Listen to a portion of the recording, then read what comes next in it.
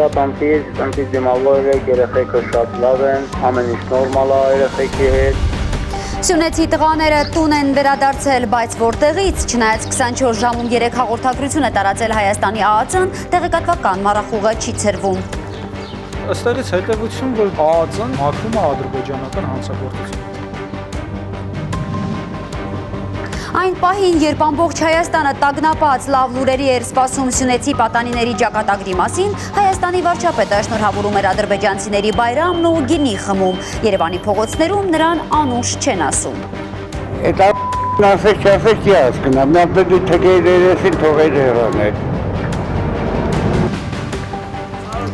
Հարևաններ կարող են լինել Հայաստանն ու Ադրբեջանը, հարևաններ չեն կարող լինել հայն ու ադրբեջանցին։ Սյունիքը ոչ է ասում 300,000 ադրբեջանցի մեր երկրում բնակեցնելու Ալիևի ծրագրին։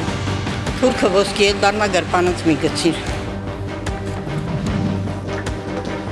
Ռուսասիրության անսպասելի պորտկում թե հստակ հաշվարկ նախընտրական տարում Փաշինյանի կաբինետը նորից ջերմանում է Ռուսաստանի հետ, որին մեղադրում էր մեր երկրի դեմ հիբրիդային պատերազմ վարելու համար։ Ովքեր Նիկոլ Փաշինյանի իշխանությանը կոորդինացնում են, կոնսուլտացիաներ են տալիս, իրենք շատ լավ հասկանում են ռուսական կողմի հոգու նուրբ լարերը։ Վրաստանն արգելում է հայկական կոնյակի տարանցումը, Հայաստանից ծաղիկների ներմուծումը և չարտերային չվերթները վստահության ճգնաժամ է հայ-վրացական հարաբերություններում։ Արդյոք դեր ունի թուրք-ադրբեջանական ազդեցության գործոնը, թե դրանք քաղաքական խնդիրներ են։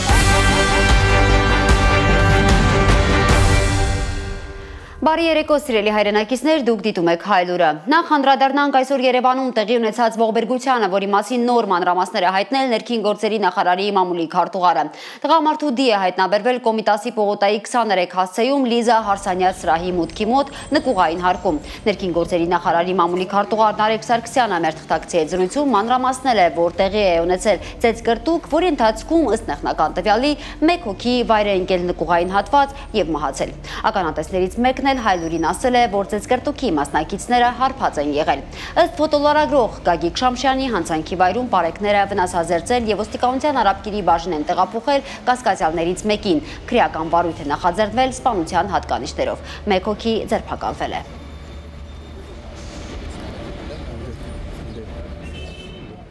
Սյունիքում 17-ամյա տղաների աղմուկահարույց անհետացման պատմությունն ավարտվեց բարեբախտաբար լավ վերջաբանով, բայց արդեն փոխված սյուժեով։ Պարզվում է Կարեն Ջահանգիրյանն ու Անդրեյ Գյագյունցը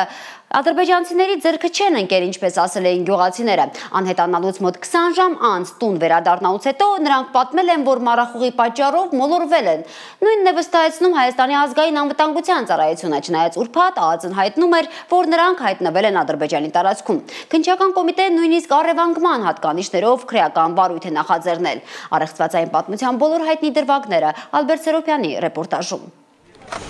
Ի վերջո, ինչ էր պատահել Սյունեցի 17-ամյա Կարենի ու Անդրեի հետ։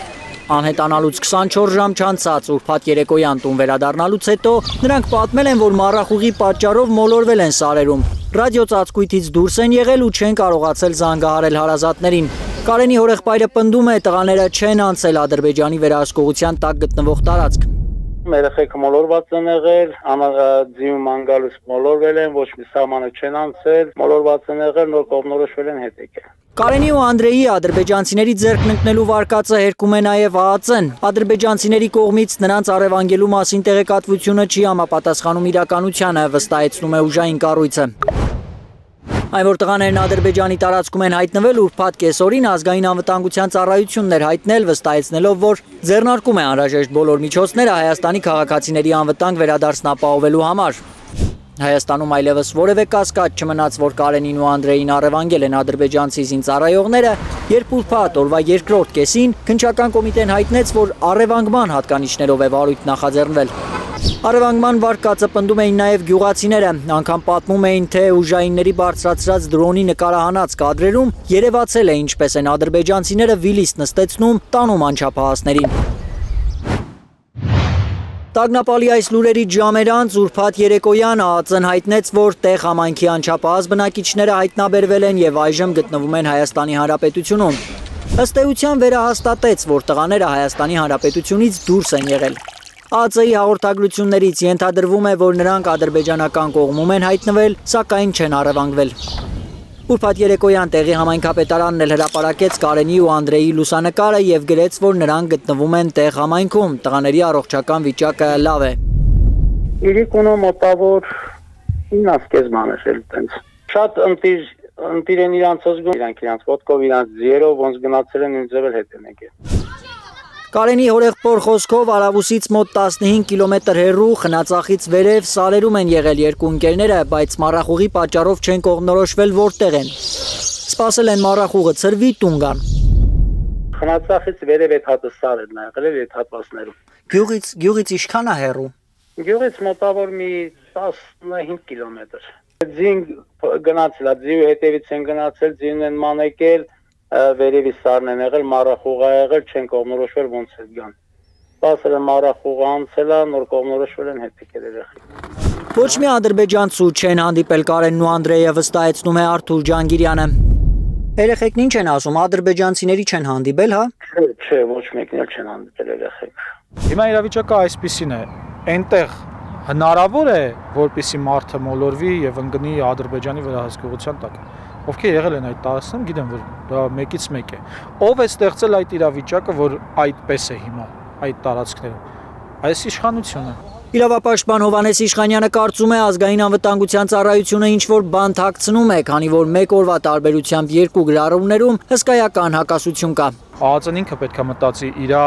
հեղինակության վստահելիության մակարդակի մասին։ Եթե ինքը իրան հակասում է, ես իրավունք ունեմ ենթադրելու, որ ինչ-որ բան թաքցնում է։ Եթե ես իրավունք ունեմ ենթադրելու, որ ինքը ինչ-որ բան թաքցնում է, ապա ինքը պետքա ինքն իրեն շտկի, բայց քանի որ ԱԱԾ-ի տնօրենը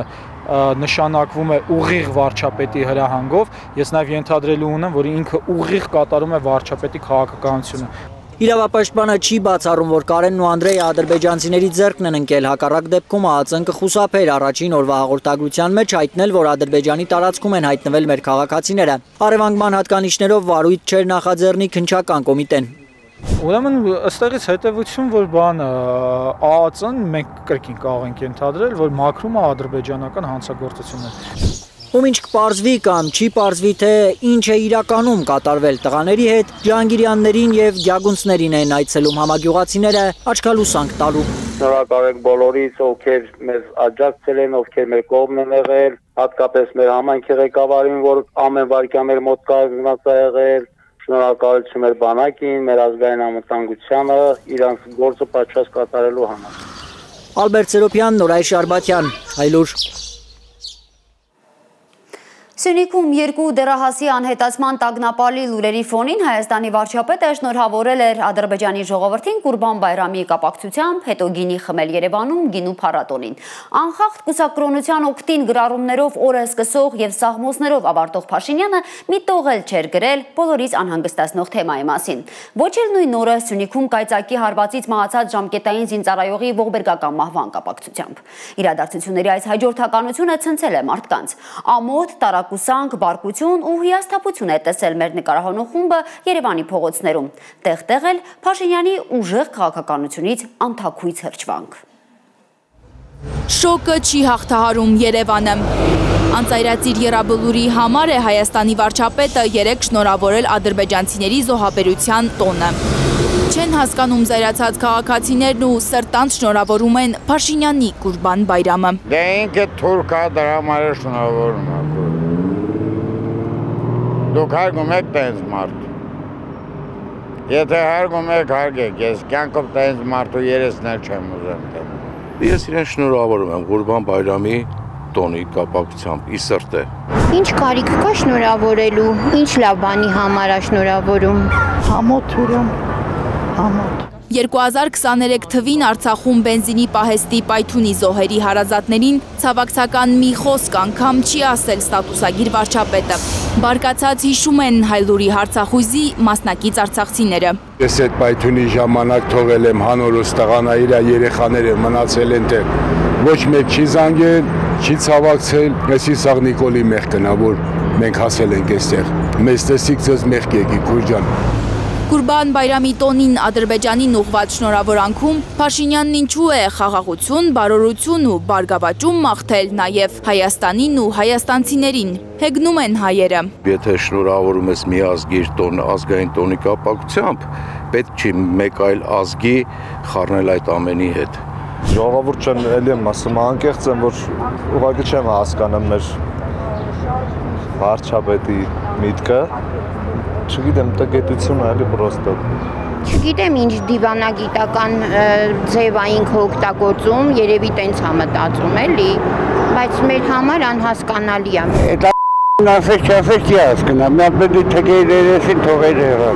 Այս ամենից լավ հոտ չեն առնում Երևանի փողոցներում։ Ասում են, թրքահաճո քաղաքականությամբ հայտնի Փաշինյանը հավանաբար էլի բան ունի տալու Ադրբեջանին։ Մեր վարչապետը կախված է ադրբեջանցուց։ Այդ մարդը թուրքից պետար է, ավելի շատ թուրք է, քան հայ։ Չգիտեմ, մի քիչ էլ սահմանի մոտիկ ապրել է, թե Արուննա Քաշետը ինչ-որ ազգակցական կապեր ունի, դա չեմ կարող ասեմ, բայց որ թուրքը դա 100%-ով պարզ է։ Այ բալաջան, թե մի ադրբեջանցիա, թե քյավարցիա, թե մարդունեցիա, չգիտեմ, всё таки իրանց կողմից է։ Ադրբեջանին ուղղված փաշինյանական շնորհավորանքը ոմանց կարծիքով դիվանագիտական քայլ է։ Ինչ անենք շնորհավորելը, քաղաքականությունն է, դիվանագիտությունն է, շատ ճիշտ է վերաբերվում Փաշինյանը։ Նրանք փոխադարձաբար իրար տոները շնորհավորում են, դրանում ես ոչ մի վատ բան չեմ տեսնում։ Իսկ դիվանագիտություն է երկրում ահագնացող պատերազմի վտանգը անտեսելը, Facebook-ում ստատուսներ գրելն ու Սարյան փողոցում անհոգ գինի խմելը։ Քաղաքացիները պատասխան են պահանջում Փաշինյանից։ Լանա Համբարձումյան, Միլենա Պողոսյան, Հայլուրի համար։ Հարևաններ կարող են լինել Հայաստանն ու Ադրբեջանը, հարևաններ չեն կարող լինել հայն ու ադրբեջանցին։ Սյունիքը ոչ է ասում 300,000 ադրբեջանցի մեր երկրում բնակեցնելու Ալիևի ծրագրին, իսկ Փաշինյանին հիշեցնում հին հայկական ասացվածքները թուրքերի մասին։ Թուրքը ոսկի էլ դառնա գրպանից մի գցիր։ Պապական խոսքն է Սյունեցի այս կնոջ միտքը գալիս, երբ լսում է, թե 300,000 ադրբեջանցի է գալու Հայաստանում ապրի։ Ես համաձայն չեմ լի ադրբեջանցի հետ ապրում, ադրբեջանցին կստե մեր հողում ապրի։ Չեն հավատում սյունեցիները, թե այդ 300,000-ի մեջ թեկուզ մեկը արժանի հարևան կլինի իրենց։ Թվացյալ ոսկին գրպանում օձ է դառնալու խայթի։ Օձ կոմ գրպանս, ոսկիցանը չտակել որ դուսկա։ Ոչ։ Օձը տաքացնողին է կծում, ով չգիտի, թե ինչ օիններ են հանել խորհրդային Հայաստանում ապրած ադրբեջանցիները։ Ծիլիմին, չայրի գիտես վանա խոտ, ննման ծիլիմին, դա 7 տարի դրեսուն դեղ վերականալու խոտ կանը, թուրքան նույն ձև են։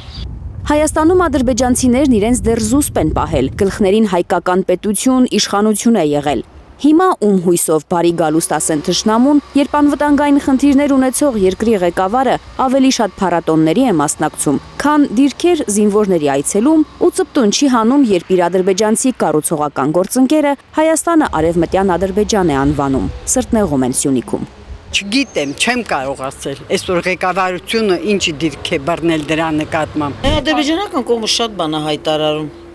Կարող այգուցել ասի, գա իմ տունը նկարի, ասի, սա իմ տունն է եղել իմ ապու պապերի։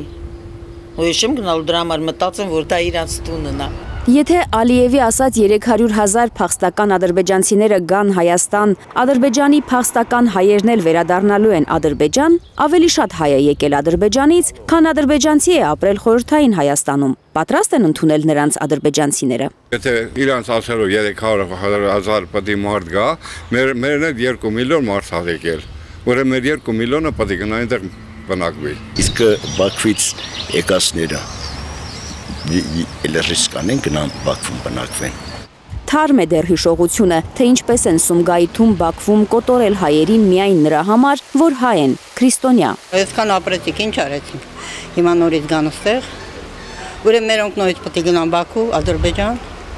Իմ քույրս փախստական է, Բաքվից եկած ոչ մի բան չի բերել։ Ոչինչ, իրանք այնքան որ նստել են եկել նրանց։ Ցավոք սրտի առայժմ թուրք այդ նույն դեմքով է հանդես գալիս։ Դե պետք է ապրեին, չքշեիք, չգնային։ Այդ պայմանները չստեղծեիք, որ դուք որ իրան գնայիք, ոչ էլ նրանք, որ մեր Սումգայիթ բան ոչ մեկը թող դա չմոռանա, սկսելա իրանցից։ Բայց ավանդական մի լավ գիծ ունեն մուսուլմանները, որ չունենք մենք։ Իրենք շատ երեխաներ են ունենում, բազմացնում ազգը։ Այդ 300,000-ը որ գան, շատ արագ 3 միլիոն կդառնան, կլինեն մեծամասնություն։ Հենց քաջան տենց է եղել։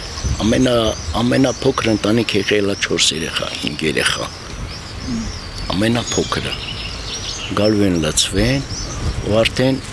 իրանք ասել են մենք էլ բնակչությամբ շատ ենք, ասենք քաղաքապետանը մեր աշխատողը պետք է ունենանք, մարզպետանը մեր աշխատողը պետք է ունենանք։ Թող ոչ իրենք գան, ոչ էլ մերոնք գնան։ Հարևան պետություն կարող են լինել Հայաստանն ու Ադրբեջանը, բայց հարևան չեն կարող լինել հայն ու ադրբեջանցին։ Թերեզա Կադաևչյան, Նորայր Հակոբյան, Հայլուր, Մարզնյուզի աջակցությամբ։ Ինչ է տեղի ունենում հայ-ռուսական հարաբերություններում։ Վերջին 20 օրում երկրորդ բարձրաստիճան պաշտոնյան է Հայաստան գալիս։ Ռուսասիրության անսպասելի պորտկում, թե հստակ հաշվարկ նախընտրական տարում։ Փաշինյանի կաբինետը նորից ջերմանում է Ռուսաստանի հետ, որին մեղադրում էր մեր երկրի դեմ հիբրիդային պատերազմ վարելու համար։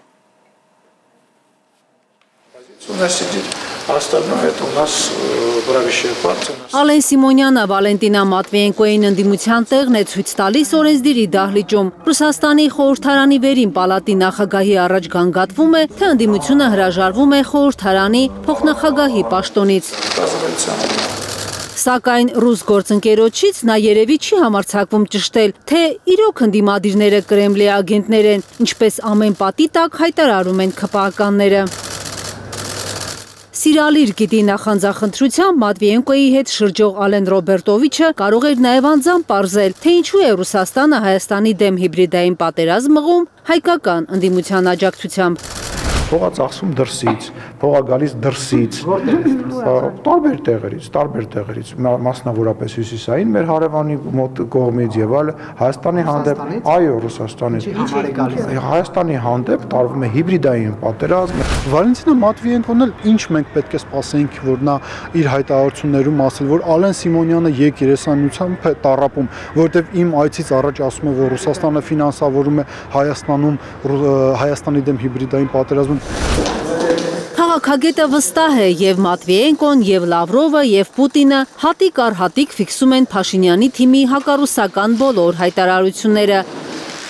Բայց դիվանագիտությունը արվեստ է նաեւ այն մասին, որ կուլիսային կոշտ խոսակցությունները ջրի երես չհանվեն։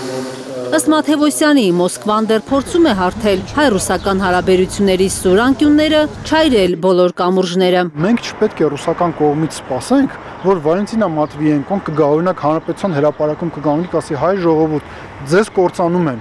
դուք կամ իշխանափոխություն եք անում, կամ դուք դա Ռուսաստանից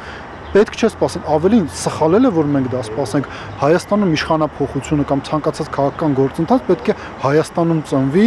զարգանա եւ իր տրամաբանական ավարտին հասնի։ Ըստ քաղաքագետի, երբ Հայաստանում մեկնարկեն ընտրական գործընթացները, Նիկոլ Փաշինյանի թիմակիցները կտրուկ փոխելու են արտաքին քաղաքական նախասիրությունները։ Հայաստանի երկրորդ նախագահի փետրվարին արած կանխատեսումն արդարանում է, նկատում է Մաթևոսյանը։ Չեմ կասկածում, որ մոտակա ժամանակներում Հայաստանի վարչապետը շատ արագ կոչիկները փոխելու է, զանգելու է Ռուսաստանի նախագահին եւ ոնց որ բան չի պատահել,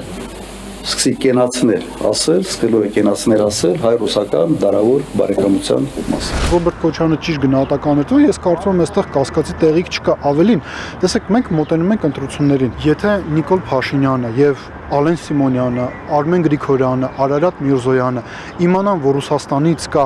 երաշխիք, որ իրենք կսատարեն իրենց իշխանության վերարտադրությանը, ուշադիր իրենք Հայաստանում Ալեն Սիմոնյանը անձնապես իրենք կքարոզեն ոչ թե միութենական պետության կազմ մտնել, այլ Ռուսաստանի կազմ մտնել։ Ուղղակի կասկած չկա։ 2021 թվականին էլ Փաշինյանը ընտրապայքարի նետվեց ռուսամետության աննախադեպ դոզայով։ Մաթևոսյանը պնդում է այդ օրերին անգամ օդում կախված լուրեր կային, թե Փաշինյան անձամբ է խնդրել Պուտինին 4 ռուսական դպրոցի շինարարություն ֆինանսավորել Հայաստանում։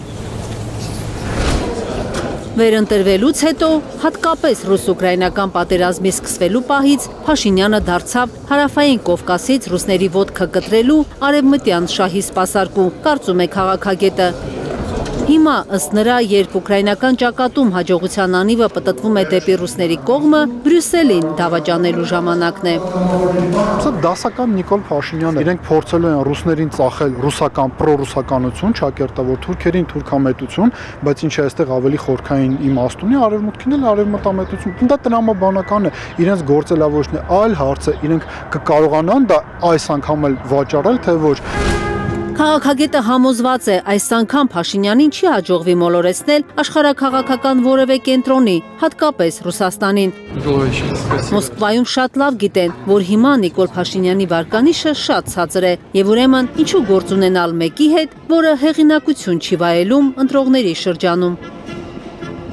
Եթե քեզ կապում են Նիկոլ Փաշինյանի հետ, քո վարկանիշը եւս գահավիժում է։ Ես կարծում եմ, ռուսական կողմը չի ուզենա, որ իրենք ընկալվեն հայ հասարակության մեջ որպես Նիկոլ Փաշինյանի գործընկեր։ Կարնե Մանգասարյան, Աշոտ Մնոյան, Հայլուր։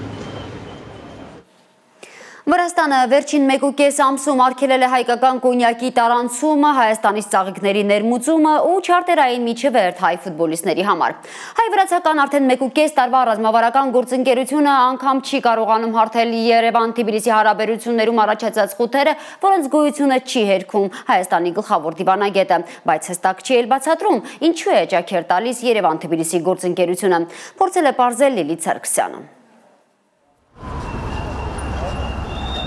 Քաղաքական են Հայաստան-Վրաստան խնդիրները եւ ոչ թե տնտեսական, վստահեցնում է քաղաքագետ Սուրեն Սուրենյանցը։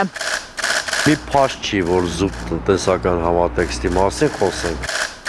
Վերջին 1.5 ամսում առնվազն 3 խոշոր հարված է հասել անցած տարի ռազմավարական գործընկերության մակարդակի բարձրացած հայ-վրացական հարաբերություններին։ Հայկական կոնյակով բեռնված մեքենաները արդեն 50 օր է կանգնած են վրաց-ռուսական անցակետում։ Թեև Վրաստանը զուտ տարանցիկ երկիր է հայկական արտադրանքի համար, բայց վրացիներն ասում են, թե որակն են ստուգում։ 2 օր առաջ Վրաստանի արտգործնախարարությունը հրաժարվել է Հայաստանի ֆուտբոլի ազգային հավաքականի առաջիկա արտագնա խաղերի համար վրացական գրանցման պոթանավին թույլտվություն տալ իրականացնելու չարտերային չվերթ դեպի Կոսովո։ 3 Վրաստանն արգելել է Հայաստանից սեզոնային ծաղիկների խոշոր խմբաքանակի 10,000 ծաղկի ներմուծումը։ Այդ մասին հայտնել է այդ երկրի ֆինանսների նախարարության եկամուտների ծառայությունը։ Հայաստանը Էկվադորից հետո Վրաստան ծաղիկներ մատակարարող երկրորդ խոշոր երկիրն է։ Միայն այս տարվա 4 ամիսների ընթացքում ըստ վրացական աղբյուրների Հայաստանից այդ երկիր է ներմուծվել ավելի քան $1 միլիոն ծաղիկ։ Այս բոլոր խնդիրները, որ գումարում ենք, ընդ որում վերջի մի ամիս կեսում ծագած խնդիրներ են, տեսնում ենք, որ ինչ-որ վստահության ճգնաժամ առաջացել Երևանի եւ Թբիլիսի հարաբերություններում։ Արդյոք տեղ դեր ունի թուրք-ադրբեջանական ազդեցության գործոնը, թե դրանք քաղաքական խնդիրներ են կապված են հայ-վրացական հարաբերությունների կամ այլ դրսևորումներ հետ դժվար այս պահին ասելը։ Վստահության ճգնաժամի պատճառները չի բացահայտում նաև պաշտոնական Երևանը։ Հայաստանի արտգործնախարարը ազգային ժողովում 2 օր առաջ խոստովանել էր, որ չի կարող փակագծեր բացել, բայց կոնյակի արտահանման հետ կապված խնդիրները առաջիկա օրերին էլ ամբողջությամբ չեն լուծվի։ Այսօր վաղը որոշակի շարժ կլինի, բայց ամբողջությամբ խնդիրը թերևս այսօր կամ վաղը չի լուծվի։ Ստեղ երևի կանգ առնեմ կոնկրետ այս թեմա։ Հայաստանի գլխավոր դիվանագետի մտահոգիչ հայտարարություններն էլ ավելի են ամրապնդում Սուրենյանցի կասկածները, որ քաղաքական են խնդիրները Երևանի ու Թբիլիսիի միջև։ Հակառակ դեպքում Միրզոյանը խորը տեղեկացված չէր լինի դրանց վերաբերյալ։ Հայաստանի իշխանության կեսվածն է ինչ ամենաշատ անհանգստացնում։ Փոխանակ վարչապետի մակարդակով փորձի դիալոգի դուրս գալ եւ այդ խնդիրները արագ լուծել, դրդում են գործարարներին Վրաստանի դեսպանատան մոտ ինչ-որ ակցիաներ կազմակերպել։ Դիալոգը չի ստացվել անգամ Հայաստանի էկոնոմիկայի նախարարի ու Վրաստանի գյուղատնտեսության նախարարի միջև։ Դավիթ Սոնգուլաշվիլին չեղարկել է իր երեկվա այցը Հայաստան, պատճառաբանելով, թե գերծանրաբեռնված է։ Բարեբախտաբար փառք Աստծո տեսնում ենք, որ Վրաստանում ֆորս մաժորներ չկան անցած օրերին։ 3 այսօր, հետևաբար չէր կարող որևէ այլ կարևոր գործ ծագեր, որը ավելի կարևոր էր, քան Հայաստան պլանավորված այցը։ Նշանակում է նրանք Հայաստանից ինչ-որ ազդակի են սպասում, այս պայն բան չունեն ասելու Հայաստանի։ Ծրագրի հեռախոսով են զրուցել Հայաստանի էկոնոմիկայի ու Վրաստանի գյուղատնտեսության նախարարները, ըստ Գևորգ Պապոյանի էական առաջընթացի են հասել, կոնյակով բռնված մեքենաների մի մասը սահմանը հատելու թույլտվություն է ստացել։ Եթե նախորդ 2 շաբաթվա ընթացքում ոչ մի մեքենա չէր ստանում թույլտվություն դեպի Ռուսաստան գնալու, մեր աշխատանքի արդյունքում նախապես պայմանավորվել ենք, որ այսօր 33-ը, բայց 52 մեքենա արդեն ստացել է այդ հնարավորությունը եւ քիչ առաջ ինձ հեռախոսազանգով Վրաստանի նախարարը իմ գործընկերը խոստացավ, որ 72 մեքենա, որ այսօր հիմա կա Վրաստանում եւ ճանապարհին եղած մեքենաների մասն էլ ես ավելացրեցի, առաջիկա 5 օրում իրենց հարցնել կլուծվի։ Բայց 72 բեռնատար դեռ սպասում է իր հերթին։ Լիլիթ Սարգսյան, Առաքել Օհանյան, Անի Ղանդիլյան, Հայլուր։ Հաշվի առնելով Հայաստանի Հանրապետական կուսակցության գործադիր մարմնի հայտարարությունը, ազգային ժողովի պատիվ ունեմ խմբակցությունը այսօր կայացած նիստում միաձայն որոշել է վարչապետին անվստահություն հայտնելու առաջարկ ներկայացնել, որպես թեկնածու առաջադրելով Մասիս համայնքի ղեկավար Հայաստանի Հանրապետական կուսակցության խորհրդի անդամ Դավիթ Համբարձումյանին։ Այդ մասին հայտնել է խմբակցության ղեկավար Հայկ Մամիջանյանը։ Ինչպես գիտեք, երեկ էր ՀՀԿ-ն պատիվ ունեմ խմբակցության առաջարկել անվստահության գործընթաց սկսել եւ ՀՀԿ խորհրդից վարչապետի թեկնածու առաջադրել, ապա նախապատրաստել ազգային ժողովի որոշման նախագիծ, մեջբերեմ գործող վարչախմբի պարագլխին անվստահություն հայտնելու գործընթացը մեկնարկելու համար, մեջբերման ավարտը։ ՀՀԿ-ն ափսոսանք է հայտնել, որ անվստահություն հայտնելու կենսականորեն կարևոր առաջարկը ընդդիմադիր շրջանակներում ավելորդ վեճեր է բորբոքում եւ հույս է հայտնել, որ իրենց նախաձեռնությանը լիարժեք ներդրում կունենան մյուս քաղաքական ուժերն ու անհատները։ Հիշեցնեմ, վարչապետին անվստահություն հայտնելու գործընթաց էին սկսել ԿՊ-ից դուրս եկած Հովիկ Աղազարյանն ու Հակոբ Ասլանյանը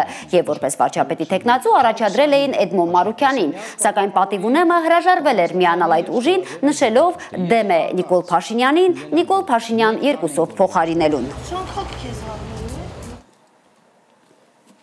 Ռուսաստանն այսօր սկսել էր զոհվածների մարմինները Ուկրաինա տեղափոխելու եւ վիրավորների ու ռազմագերիների փոխանակումը, սակայն ուկրաինական կողմը անսպասելիորեն անորոշ ժամանակով հետաձգել է ինչպես մարմինների ընդունումը, այնպես էլ ռազմագերիների փոխանակումը։ 4 էշելոն յուրաքանչյուրում ավելի քան 1200 դիակ Կիևը չի ընդունում, հայտարարել է ռուս գեներալ Ալեքսանդր Զորինը ու փոխանակման վայր ժամանած սառնարանային բեռնատարներից կադրեր հրապարակել։ Ուկրաինական համակարգող շտաբը պնդում է, որ դիակների փոխանակման վերաբերյալ համաձայնություն ձեռք է բերվել, սակայն ամսաթիվը համաձայնեցված չէ։ Բացի դա, ռուսական կողմը ներկայացրել է այլ ցուցակներ, որոնք չեն համապատասխանում համաձայնեցված մոտեցմանը։ Մոսկվան մեղադրում է Կիևին պայմանավորվածությունները խախտելու համար։ Վաշինգտոնից նույնպես մեղադրանքներ է ստացել Կիևը։ Ուկրաինական քաղաքների մասշտաբային հրթիռակոծությունից հետո Թրամփը ասել է, որ Զելենսկին է մեղավոր, չպետք է առիթ տար Պուտինին ռուսական ռազմաբազաներին հարվածելով։ Ուկրաինական կողմը խախտել է Ստամբուլյան վերջին բանակցություններին ձեռք բերված պայմանավորվածությունները։ 1200-ը 1200 իր դիմաց գերիներ պետք է փոխանակեին ռուսներն ու ուկրաինացիները, նաև զինծառայողների դիեր։ Սակայն Կիևը անորոշ ժամանակով հետաձգել է գերիների փոխանակումը։ Մենք պատրաստել ենք ավելի քան 6000 ուկրաինացիների մարմիններ, որոնց հատուկ սառնարաններում ենք պահում, նրանց կարող են վերադարձնել։ Նրանց մեծ մասը ուկրաինական համազգեստներով է, փաստաթղթերով, մեզ մոտ են նաև վիրավոր զինծառայողներ, նաև մինչև 25 տարեկան, եւ մենք պատրաստ ենք նրանց էլ անհապաղ վերադարձնել ուկրաինական կողմին։ Պուտինի օգնականը հորդորել է Կիևին չխախտել պայմանավորվածությունները, վերցնել իրենց զինվորներին, ուղարկավորել Հավուր պատշաճի։ Առնվազն 3 մարդ է զոհվել, 21-ը վիրավորվել Խարկովում։ Շատերի վիճակը ծայրահեղ ծանր է։ Ուկրաինայի հիվանդանոցների վերակենդանացման բաժանմունքներում են։ Ռուսները պատերազմի ընթացքում ամենամասշտաբային հարձակումն են սկսել ուկրաինական այդ քաղաքի վրա։ Քաղաքապետ Իգոր Տերեխովն է այդպես բնութագրել ռուսների գրոհը։ Գիշերը Խարկովի երկինքը լուսավորվել է զանգվածային հարձակման հետևանքով։ Ռուսական անօդաչուների եւ հրթիռների լայնածավալ հարձակման է ենթարկվել նաև մայրաքաղաք Կիևը։ 4 մարդ է զոհվել, մի քանի տասնյակը վիրավորվել, բնակելի շենքեր են վնասվել։ Ըստ ուկրաինական կողմի ռուսներն ավելի քան 400 անօդաչու սարք եւ 40 հրթիռ են գործի դրել։ Սա ամբողջ պատերազմի ընթացքում ամենախոշոր օդային հարձակումներից մեկն է։ Ռուսական կողմն այս հարձակումներով հավանաբար պատասխանում է Կիևի հունիսի 6-ի անօդաչու թռչող սարքերով հարձակմանը, ռուսական ռմբակոծիչներին վառելիք մատակարարող նավթամբարին։ Կիևն է առիթ տվել, որ Պուտինը մասշտաբային հարձակում է սկսել Խարկովի ուկրաինական այլ բնակավայրերի ուղղությամբ, համոզված է ԱՄՆ նախագահ Դոնալդ Թրամփը։ Միացյալ Նահանգների ղեկավարը նորից ակնարկել է, որ ինչպես իր նախաձեռնությամբ դադարեցրեց Հնդկաստան-Պակիստան արյունահեղությունը, նույնը լինելու է նաև ռուս-ուկրաինական հակամարտության դեպքում։ Նրանք Պուտինին առիթ տվեցին 3 երեկոյան մտնել ու ռմբակոծել իրենց, դա ինձ դուր չեկավ, երբ տեսա Ուկրաինայի գործողություններն, ասացի հիմա պատասխանհարված է լինելու։ Արդյոք հիմա էլ Թրամփը պատրաստվում է լուրջ քայլերով միջամտել սլավոնական պետությունների կոնֆլիկտին։ Նա էր օրեր առաջ ասել, որ անիմաստ է փորձել բաժանել զբոսայգում իրար հետ խելագարի պես կռվող երկու երեխայի, նկատի ունենալով Պուտինին ու Զելենսկիին։ Թող կռվեն, հանգստանան, հետո կմիջամտենք, ասել էր Թրամփը։ Նրա այս հայտարարությանն արձագանքել է Ուկրաինայի ղեկավարը։ Զելենսկին ասել է, որ ինքն ու Պուտինը զբոսայգում խաղացող երեխաներ չեն, որ Ռուսաստանի ղեկավարը մարդասպան է, որը մտել է խաղահրապարակ երեխաներին սպանելու համար։ Համոզված է Ուկրաինայի ղեկավարը, որ Թրամփն իրենց չի հասկանում։ Մանկական խաղեր չեն խաղում ռուս-ուկրաինական ճակատում։ Ուկրաինայի զինուժը հայտնում է, որ վերջին մեկ օրում 212 մարտական բախում է եղել ճակատային գծի տարբեր հատվածներում։ Ամենաակտիվ մարտերը Դոնեցկի մարզի Պոկրովսկ քաղաքի ուղղությամբ են։ Գայանե Մովսիսյան, Հարություն Մաթևոսյան, Հայլուր։ Ամերիկացի գործարար Իլոն Մասկը նախագահ Դոնալդ Թրամփի հետ վեճի ֆոնին հայտարարել է Միացյալ Նահանգներում նոր կուսակցություն ստեղծելու օգտին եւ առաջարկել Ամերիկա անվանումը։ Այս մասին նա հայտարարել է X սոցցանցում։ Ըստ Մասկի, նմանատիպ կուսակցության ստեղծումը ողջունել է X-ում հարցումների մասնակցած 5.600.000 ամերիկացիների 80%-ը։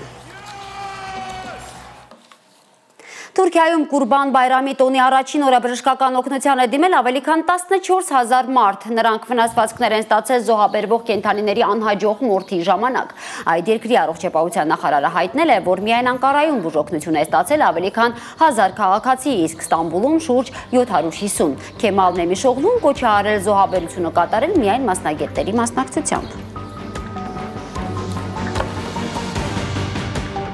Սիրելի հայրենակիցներ, շաբաթօրյա թողարկման երկրորդ մասում առաջարկում ենք պատմություններ, որոնք հուզում են, ջերմացնում ու ներշնչում, այնպիսի լուրեր, որոնց մասին մենք հաճախ ենք երազում, բարի, մարդկային, գեղեցիկ պատմություններ, որոնք աշխարհը մի փոքր ավելի լավն են դարձնում։ Ցավոք սրտի այս արհեստն ու արվեստը անհետանում է շատ արագ մեր աչքի առջև, իմ աչքի առջև։ Ամերիկահայ երիտասարդը վերադարձել է Հայաստան կյանք տալու հին դասգահներին ու հույս գորգագործ վարպետներին։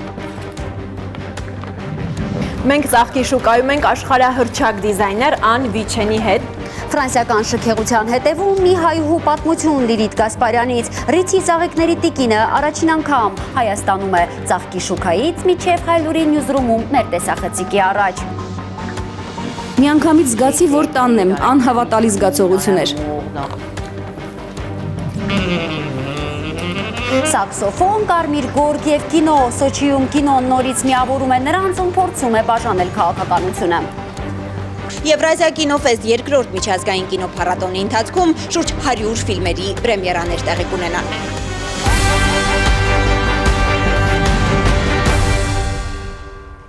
Արցախից բռնի տեղահանված ընտանիքներից ևս մեկը այժմ ապահով տանիք ունի։ Վանաձորում տնօրինք են նշել Արցախյան վերջին պատերազմում զոհված Բաբկեն Ադամյանի ընտանիքը։ Ադամյանների ծանր հոգսը թեթևացրել է Լուրիկ մարդասիրական հիմնադրամը, որը ստեղծվել է 2020 թվականի պատերազմի օրերին Ամերիկայից Արցախի Մարտունի տեղափոխված Շանթ Չաշավճյանի նախաձեռնությամբ։ Հիմնադրամը չի դադարեցրել իր գործունեությունը նույնիսկ Արցախի հայաթափումից հետո։ Համահայկական ջանքերով վերջին 1.5 տարվա ընթացքում Լորիկը ավելի քան 10 ընտանիքի համար տուն է գնել կամ վերանորոգել Հայաստանի տարբեր մարզերում եւ Երևանում։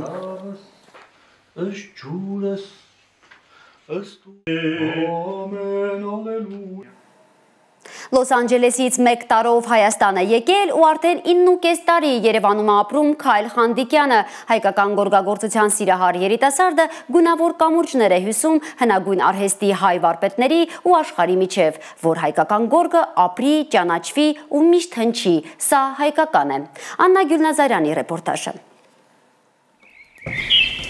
Ամերիկահայ այս տղան փորձում է փրկել հայկական ամենահին արհեստներից մեկը։ 32-ամյա Քայլ Խանդիկյանը չնայած գորգագործ չէ, բայց հայկական գորգարվեստի մեծ սիրահար է։ Երբ որ եկա Երևան ու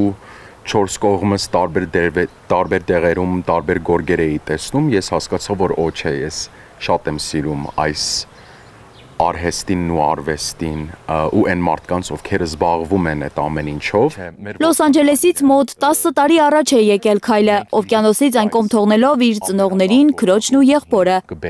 Երիտասարդը եկել էր ճանաչելու այն հայրենիքը, որի մասին երկար պատմություններ էր պատմում լիբանանահայ հայրը։ Ես 1 տարիով էի պլանավորել այստեղ մնալ, բայց 1 տարին դարձավ 9.5 տարի, քանի որ սիրել եմ Հայաստանը, դուրս եկավ ու հասկացա, որ շատ բան կա անելու, փորձելու այստեղ վարպետները Հայաստանում, ովքեր գիտեն գորգ գործել, չեն գործում, քանի որ իրենք չեն կարողանում գտնել պատվիրատուներ, հատկապես պատվիրատուներ, հաճախորդներ արտասահմանում։ Ու քանի որ ես մասնագիտությամբ մարքետոլոգ եմ,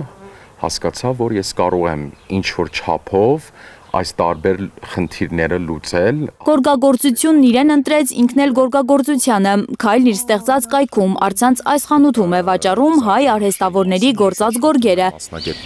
Այնտեղ մանրամասն ներկայացնում բոլոր գորգերի պատմությունները։ Ես ներկայացնում եմ իմ սայթում, հաճախորդները, երբ որ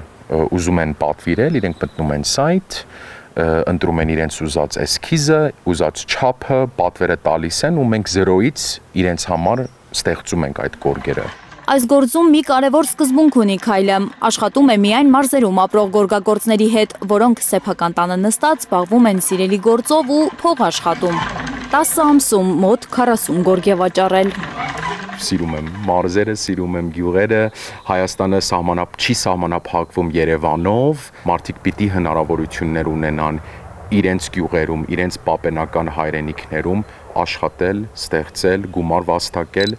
Ջանք չի խնայում երիտասարդը, միայն թե սիրելի արհեստը իր աչքի առաջ չմարի։ Աֆղանիստան, Պակիստան, Հնդկաստան, այս երկրները, եթե նայես, իրենք ու ես հետևում եմ բոլորին, որովհետև շատ եմ սիրում, բայց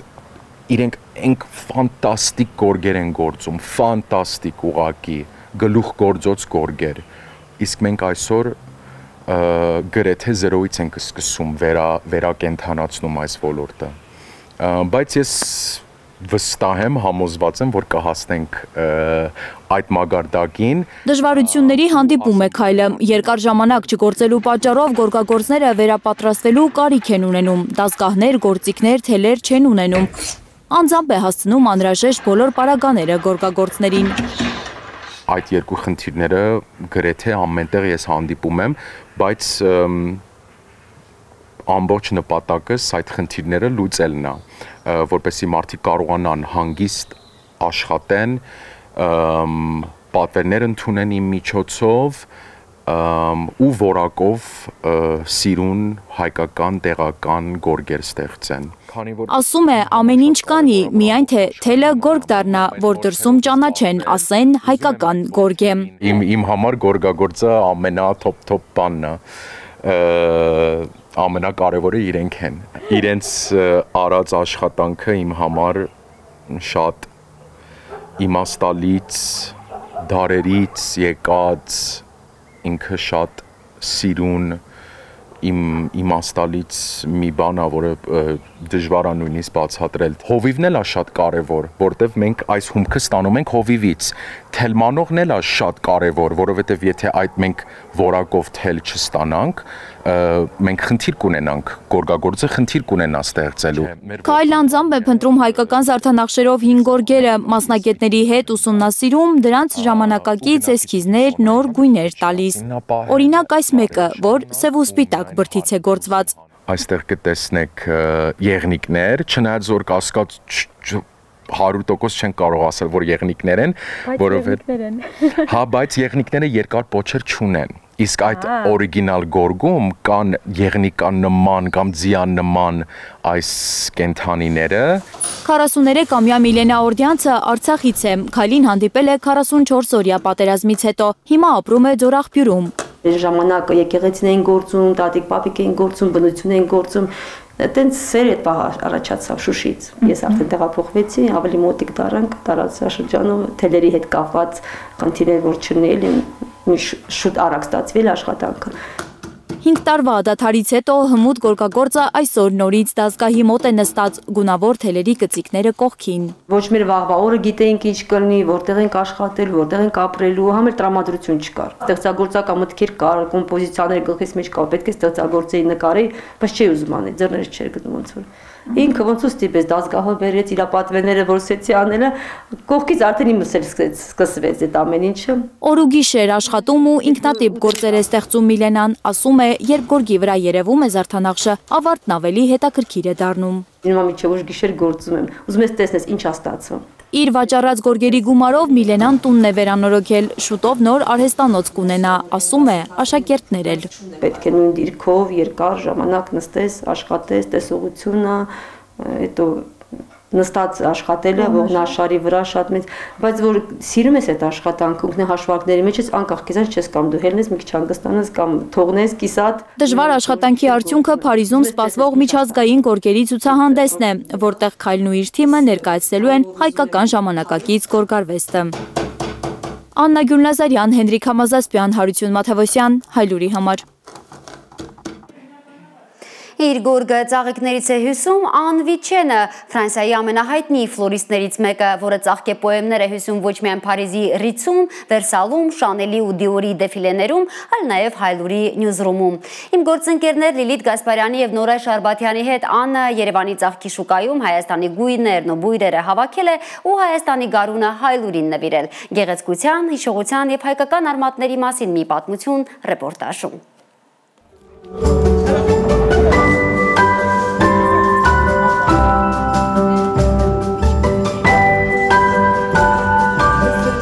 Մենք ծաղկի շուկայում ենք աշխարհահռչակ դիզայներ Ան Վիչենի հետ, նա ինձ այսօր օգնելու է ծաղիկներ ընտրել, որպեսզի զարդանենք ոչ թե աշխարհի շքեղագույն հյուրանոցներից կամ ռեստորաններից որևէ մեկը, այլ մեր փոքրիկ նյուզրումը։ Allons-y. Avec plaisir.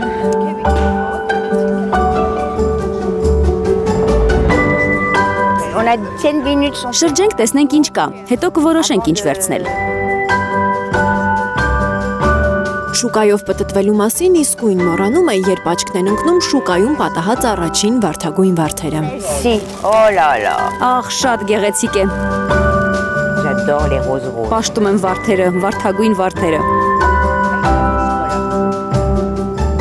Ափսոս դրանք չեն բուրում այնպես, ինչպես այգիների վարդերը։ Ցավոք, անուշահոտ վարդեր ծաղկավաճառների մոտ չենք կարող գտնել։ Միայն տատիկների այգիներում աճող վարդերն են բուրում, իսկ սրանք ջերմոցներում են աճում։ Բայց փունջը միայն վարդերից չի լինելու, այնքան սիրուն ծաղիկներ կան այստեղ։ Օհ, ցորեն, նայր ինչ սիրուն է։ Արի ցորեն էլ վերցնենք։ Անի ծաղկե գլուխգործոցներում ցորենը հաճախ է օգտագործվում, որպես պտղաբերության, առատության ու բարիքի խորհրդանիշ։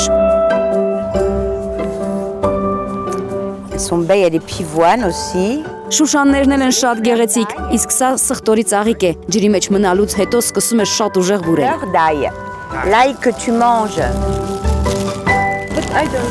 Սա ծաղկեփնջի միակ մուգ ծաղիկը կլինի։ Որպեսզի կոմպոզիցիայի գունային համադրությունը չխախտվի։ Անն իր գլխում արդեն հավաքել է փունջը վարդագույնի տարբեր երանգներով։ Չեմ սիրում գույները խառնել, փորձում եմ միագույն կամ գոնե իրար մոտ գույներ ընտրել։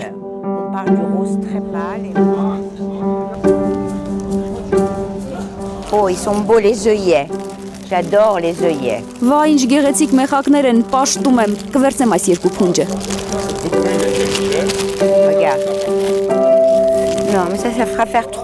Սա չէ, հարսանեկան կոմպոզիցիայի համար է։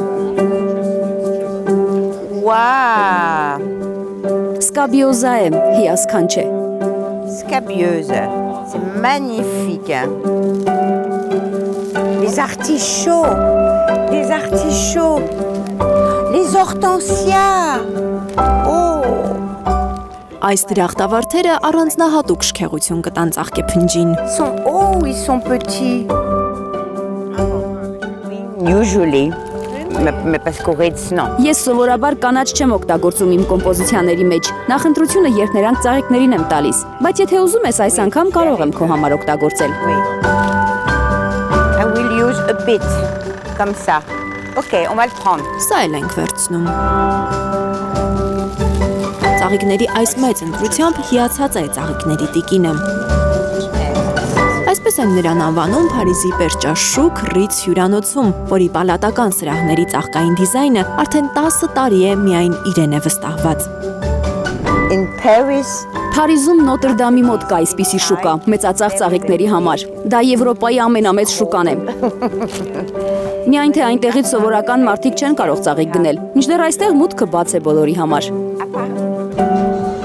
Աննը զարմացած է նաև գներից, Փարիզում ծաղիկները շատ թանկ են, իսկ ինքը պատկերացրեք ամեն օր 3000 ծաղիկ է գնում։ Չէ որ իր ծաղկե հրաշագործությունները զարդարում են ոչ միայն Ռիցը, այլև Վերսալի պալատը, Գարնիե օպերան, Օրսեի թանգարանը, Շանելի ու Դիորի դեֆիլեները։ Bayer in Holland. Հիմնականում Հոլանդիայից եւ Իտալիայից ենք պատվիրում։ Բայց ես սիրում եմ շուկա գնալ, երբեմն իմ ձեռքով ծաղիկներ ընտրել։ Ամիսը մի քանի անգամ գնում եմ նոր ծաղիկներ, նոր գույներ, նոր տեսակներ տեսնելու։ Բայց ֆրանսիական ոչ մի շուկայում իր սիրտն այսպես չեն ջերմացնում։ Էսի մի հատ նվեր իրան թող ուրախանա էլի։ Merci, merci madame. Ասեք իրան վայրի կակաչ։ Ինչքան բարի են հայերը, ինչքան հոգատար, զգացել է Աննը օդանավից իջնելուն պես։ Աննը հայուհի է, չնայած 68 տարեկանում առաջին անգամ Հայաստան եկավ։ Շատ եմ ճամփորդել, բայց երբեք չեմ հանդիպել հայերի պես հյուրընկալ մարդկանց։ Այսքան սիրալիր, այսքան հոգատար ու անմիջական անծանոթների նկատմամբ։ Un esprit arménien très solidaire. Օդանավից իջնելուց հետո անմիջապես զգացի հայկական ամուր ոգին։ Օդանավակայանում առաջին իսկ Մաքսավորի հետ շփման ժամանակ սկսեցի լաց լինել։ Զգացմունքներս իրար էին խառնվել։ Հազիվ է իրեն համոզել, որ Հայաստան գա, ցեղասպանությունից փրկվածների ժառանգ է Անվիչենը։ Parce que je pouvais pas. Մի քիչ բարդ է բացատրել։ Ես չէի կարողանում գալ Հայաստան։ Դա շատ ցավոտ պատմություն էր մեզ համար։ Պապիկս, որի ծնկներին եմ մեծացել, Ֆրանսիա է հասել 1917-ին։ Դժվարություններով հասել Մարսել։ Մենք գիտեինք, եղել են կոտորածներ, բայց նա չէր պատմում այդ մասին։ Մեր տանը բոլորն էին լռում։ Չէին ուզում իրենց վախերը փոխանցել մեզ։ Ճիշտ է, մեզ իսկական հայի պես էին մեծացնում։ Հայկական խոհանոցով, հայկական արժեքներով, բայց Հայաստանի մասին չէին խոսում։ Մեծ էր Վիչենների ընտանիքը, մայրը Արաքսիա Կիզիրյանը, հայրը Գևորգ Եշեկջյանը, տատն ու պապը, քույրը, բոլորով ապրում էին Մարսելի մի խղճուկ տան մեջ։ Ես ու քույրս պապիկ տատիկի սենյակում էինք մնում մինչև 13 տարեկանը։ Նրանք եկել էին առանց անձնագրի։ Դրա համար մեզ տվեցին Վիչեն ազգանունը։ Ֆրանսական ազգանունով, բայց հայկականությունը երբեք չկորցրած, Հայաստան գալու առաջին վայրկյանից է զգացել, այստեղ ինքը տանն է։ Je l'ai jamais perdu. Միանգամից զգացի, որ տանն եմ, անհավատալի զգացողություն էր։ You like it? Yes. Ծաղիկները սիրելուց բացի Աննը նաև շնորհակալ է դրանց։ 40 տարեկանում, երբ կորցրեց ամուսնուն, ծաղիկները օգնեցին, որ անի սիրտը նորից բողբոջ տա։ Երբ ամուսինս մահացավ, երեխաներից հետ մնացի մենակ։ Ասացի պետք է փոխեմ կյանքս, ինչ որ նոր բանով զբաղվեմ։ Իսկ ծաղիկներով զբաղվելը լավագույն փրկությունն էր։ Պապիկիցս է փոխանցվել այսքան մեծ սերը ծաղիկների հանդեպ։ Հիմա Աննը 20 ծաղկի սրահ ունի Փարիզում։ Սեպտեմբերին 400 հոգանոց ընթրիքի սրահ է ձևավորելու Վերսալում, հետո Օրսեի թանգարանում, բայց մեկ է ամենաշատը բարձրակարգ Ռիցում աշխատելիս է հաճույք ստանում։ Ես սիրում եմ Ռիցը, քանի որ այն հիասքանչ է, աշխարհի ամենագեղեցիկ հյուրանոցն է։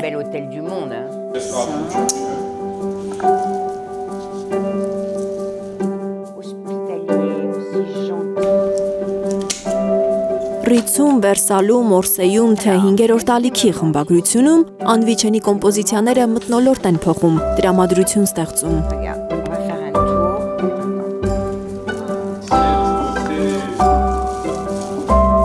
Հայաստանը գարնանը, այսպես անվանեց ֆրանսիական ամենաշքեղ հյուրանոցի պերճությամբ, հայկական հայտնի ու մոռացված ծաղիկներով հավաքած այս փունջը Ռիցի ծաղիկների տիկինը։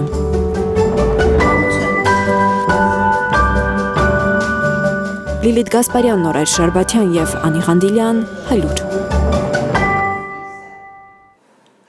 Իսկ հիմա տեղափոխվենք Սև ծովի ափ։ Սոչին նորից վերածվել է կինոյի մայրաքաղաքի։ Եվրոպան ու Ռուսաստանը բաժանող քաղաքական ծանր վարակույրը ընկնում է, երբ կինոն փռում է կարմիր գորգը, որով անցնում են աստղերը ֆրանսիական շնչով, գերմանական փորձով ու հայկական ջերմությամբ։ Եվրասիայի կինոփառատոնը արդեն երկրորդ տարին է կոտրում է բոլոր քաղաքական ու մշակութային սահմանները։ Լարա Արաքելյանի եւ Հայկ Ամիրխանյանի բացառիկ ռեպորտաժը Սոչիում ընթացող Եվրասիա կինոֆեստից։